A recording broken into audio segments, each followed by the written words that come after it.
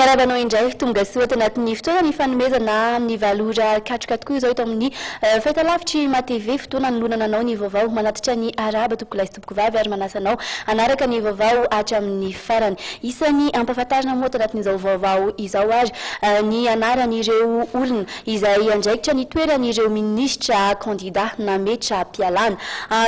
Hoentinao tanatin'izao vaovao izao ihany koa ny ako ny fihetsiketsehany andian'olona izay nanatanteraka an'izany sy tetsy amin'ny birao ny faranantany sy tetsy anosy tamin'ity androany ity ary ny momba ny lalao ara-panatanjahantena sy kolotsaina somanay interville ihany koa dia ampahafantarina anao tanatin'izao fampahalalam-baovao izao asainy anao naraka izany hatramin'ny farany ao anatin'ny lafiny ara-politika moa no isantarantsika n'ity fampahalalam-baovao ity.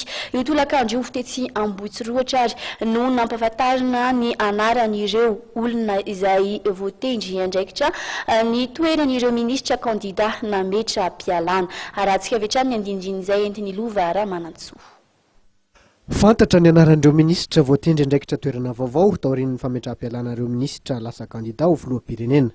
Nisy ny famakiana ofisialy didimpanjakana mikasika izay nataon'Andriamatory Sampahaja, sekretera jeneralin'ny presidansa mikasika izany io tolakandro teny amin'ny lapam-panjakana eny Ambohitsiroatra.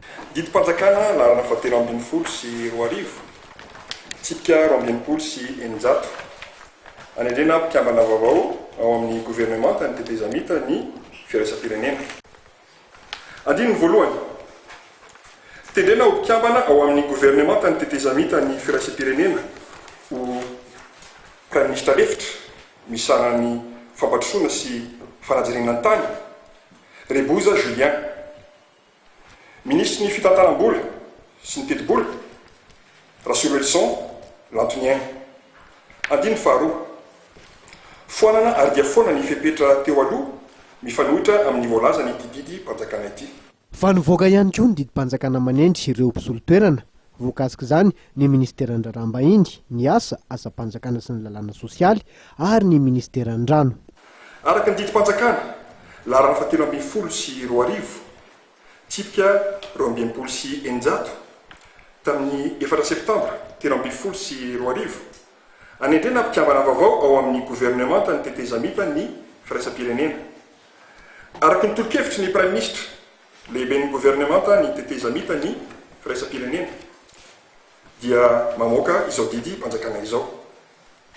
Andininy voalohany, ampisanina vonjimaika ny andraikitry ny ministry ny raharaham-bahiny Andriantina Jacques Ulrich, ministry ny tanora sy ny fialamboly.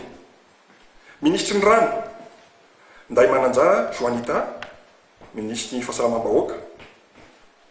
Ministry ny asa-panjakana, ny asa ary ny lalàna sosialy Marcel Bernard, ministry ny solika.